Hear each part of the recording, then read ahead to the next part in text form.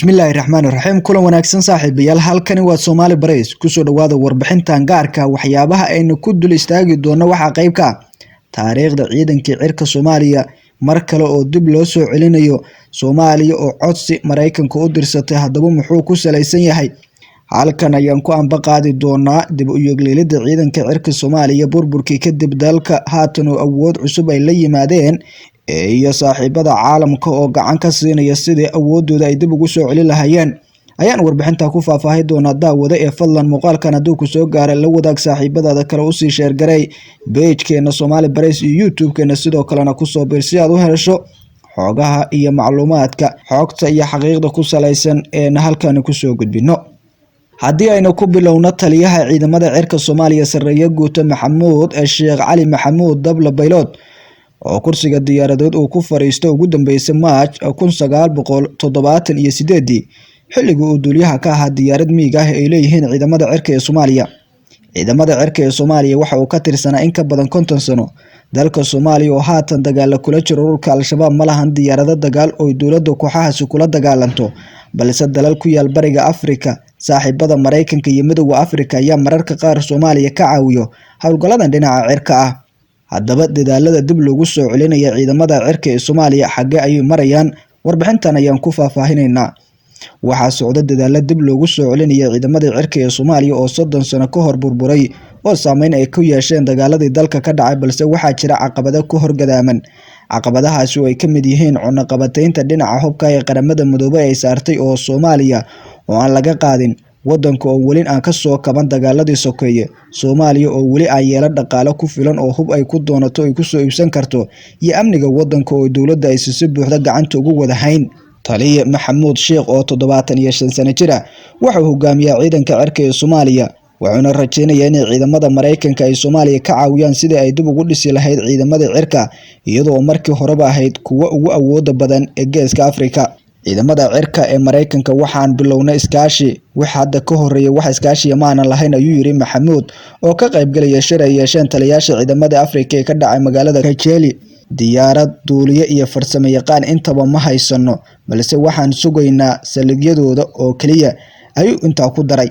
Ciidamada cirka ee Soomaaliya oo la aasaasay 1954 ayaa markuu faani jiray lahaanshayaasha diyaaradaha dagaalka ee miiga ee 17 iyo miig 21 dagaaladii ay Soomaaliya la gashay Itoobiya 1977 oo ay taageerayeen Midowga Sofiyeet iyo dagaaladii sokeeye ee dalka ka dhacay waxay sababeen inay kala tagaan ciidamada cirka wixii ka dambeeyay 1999.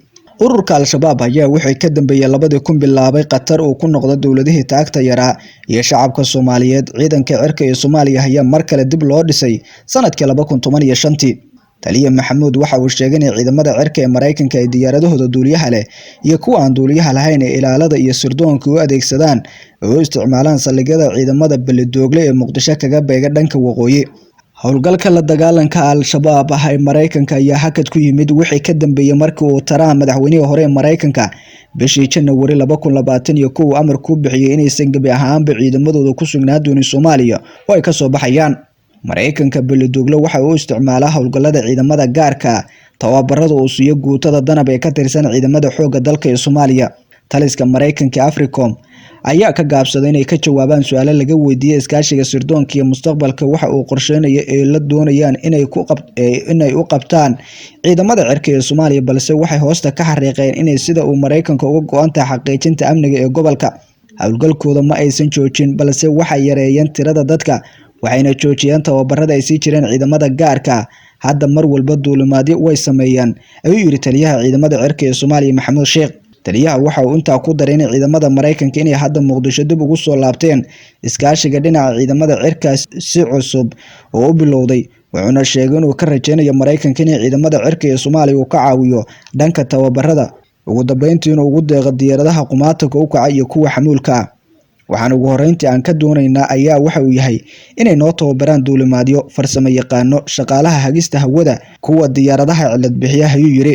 Diyaaradaha xamuulka oo helaan ciidamada cirka ee Soomaaliya waxay gacan ka geysanaysaa inay ka qayb qaataan daabulaadda ciidamada gurmadka masuuliyinka dabiiciga ah.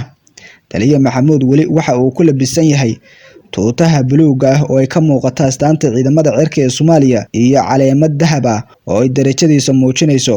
Waxa uu rajaynayaa in aan mar aan dheerayn u arko ciidamada cirka ee Soomaaliya oo si buuxda u soo noqday si ammaanka dalka hooyo u noqdo mid la isku halayn karo. diyaaradaha haddii aad haysato waad gaaraysaa sida aad ula dagaalanta al-shabaab, ayuu yiri.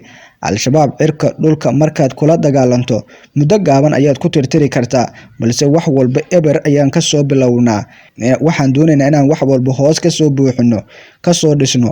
markasta waxaan helnaa inaan kaalmo ay nagu tahay, ayuu yiri taliyaha ciidamada cirka ee Soomaaliya Sarreeye Guuta Maxamuud Sheekh Cali Maxamuud Dable Baylod.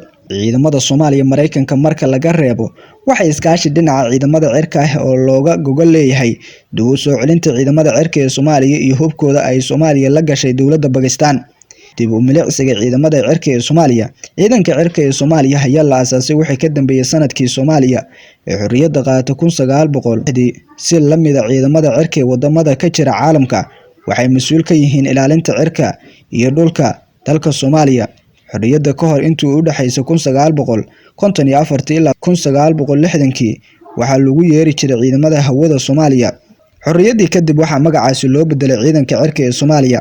ciidanka cirka ee Soomaaliya waqti ahaa kuwa ugu awooda badan Geeska Afrika ayaa burburay wixii ka dambeeyay 1990 markii ay dagaal la sokeeyay ka dhaceen dalka Soomaaliya. hogaamiyaha ciidanka Soomaaliya burburkii ka hor waxa uu gacanta ku hayay duuliyihii ugu horeeyay Ali Mataan Xaashi. ciidamada cirka ee Soomaaliya waxay ku hubaysnaayeen diyaaradaha isugu jira kuwa dagaalka oo miigaha 80, diyaaradaha qumaatiga u kaca oo ahaa 17, diyaaradaha xamuulka ah oo tababarada loogu talagalay oo ka koobnaa 30 xabo. diyaaradaha dagaalka ay ku hubaysnaayeen ciidamada cirka ee Soomaaliya ayaa haatan ugu jirta hardan adag sidii ay dib ugu soo celin lahayd awoodda ciidamada cirka ee Soomaaliya, sidii u heli lahayd qalab dhammaystiran, sidii ay dalka maamulkiisa si guud ula wareegi lahayd waajibaadka saaran ciidamadaas u gudan lahaayeen dowladaha shisheeye ee xadgudubyada ku wada Soomaaliya uga hortagi lahaayeen qaran burburay balse haatan dib u soo kabasho xoogan wado ayaa Soomaaliya ku tilmaami karnaa.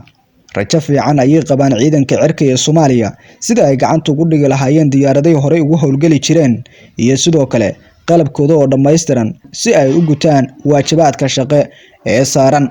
taliyaha ciidamada cirka ee Soomaaliya ayaa haatan sheegaya inay Soomaaliya wado kabasho xoogan ee dhanka ciidamada cirka.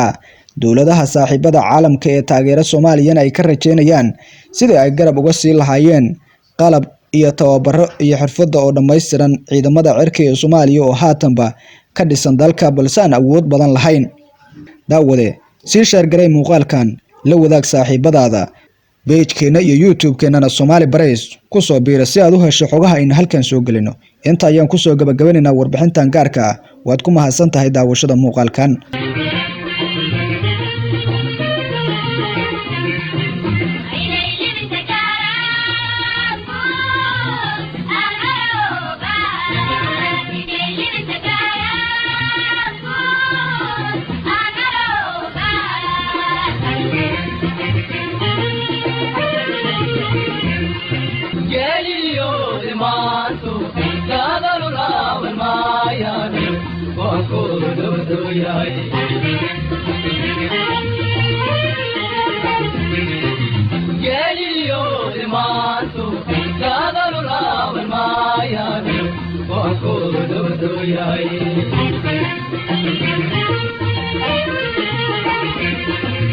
Hello.